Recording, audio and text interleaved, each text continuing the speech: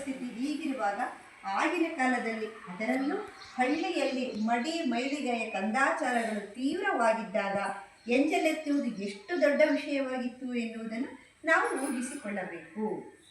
ಈಗ ನಾವಿಷ್ಟೇ ಸಂಸ್ಕೃತವಂತರೇ ಆಗಿರಲಿ, ನಮ್ಮ ಮನೆಗಳಲ್ಲಿ ಎಂಥ ಶ್ರೀಮಂತರೇ ಆಗಿರಲಿ, ಮನೆಗೆ ಯಾರೋ ಒಬ್ಬರು ಅತಿಥಿ ಬಂದಿದ್ದಾರೆ ಬಡಿಸ್ತೀವಿ, ಹಿಂದೆ ಮುಂದೆ ಮನಸ್ಸು ಹಿಂಜರಿಕೆ ಇರುತ್ತೆ. ಅದು ಮಾಡಬಾರ್ದು. ಅದು ಮಾಡಿದರೆ ಅದು ಯಾವಾಗ ಮಾಡ್ತೀವಿ, ನಮಗಿಂತ ದೊಡ್ಡವರಾಗಿರ್ಬೇಕು ಅವರು, ಇಲ್ಲ ಒಬ್ಬ ಸಾಧು ಸಂತರಾಗಿರ್ಬೇಕು, ಅಂಥವ್ರದ್ದು ಮಾತ್ರ ಇರ್ತೀವಿ. ಎಲ್ಲ ಮನೆಗೆ ಬೇರೆ ಬಂದರೆ ಆದರೆ ಎಲ್ಲ ಮಾಡ್ತೀವಿ, ಎಂಜಲೆತ್ತ ಕೆಲಸ ಮಾಡಲ್ಲ. ನಾವು ಅದನ್ನು ಮಾಡಿದಾಗಲೇ ನಮ್ಮ ಅಹಂಕಾರ ಇಲ್ಲ ಅಂತ ನಾವು ತೋರಿಸ್ಕೋಬೇಕಂದ್ರೆ ಆ ಥರ ಕೆಲಸಗಳು ಮಾಡಲೇಬೇಕು. ಅದನ್ನು ಮಾಡಿದಷ್ಟು ಪುಣ್ಯ ಬೇರೆ ಯಾವ ಕೆಲಸ ಬರಲ್ಲ. ಅಡುಗೆ ಮಾಡಿ ಬಳಸಿದಷ್ಟು ಎಂಜಲೆತ್ತಿದ್ದಷ್ಟು ಪುಣ್ಯ ಅದಕ್ಕೆ ಬರಲ್ಲ.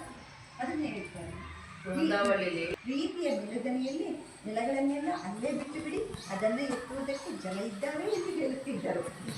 ಎತ್ತಬೇಕು ಅಷ್ಟರಲ್ಲಿ ಶ್ರೀಮಾತೆಯವರು ಕೈ ಹಾಕಿ ತಾವೇ ಅದನ್ನು ತೆಗೆದು ಬಿಟ್ಟರು.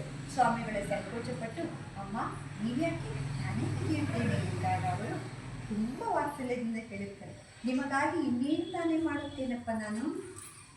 ನೀವೆಲ್ಲ ದೇವ ದುರ್ಲಭ ರತ್ನಗಳು. ಶ್ರೀಮಾತೆಯವರ ಈ ಮಾತಿನಿಂದ ಅವರ ತಮ್ಮ ಮಕ್ಕಳನ್ನು, ಅದರಲ್ಲೂ ತ್ಯಾಗೀ ಪುತ್ರರನ್ನು ಅದೆಷ್ಟು ಉನ್ನತ ಭಾವದಿಂದ ಕಾಣುತ್ತಿದ್ದರು ಎಂಬುದರ ಅಭಿಪ್ರಾಯವಾಗುತ್ತದೆ ನಮಗೆ. ಅವರು ಸ್ವಾಮಿಗಳೆಲ್ಲ ಇರ್ತಾರೆ, ಅವರು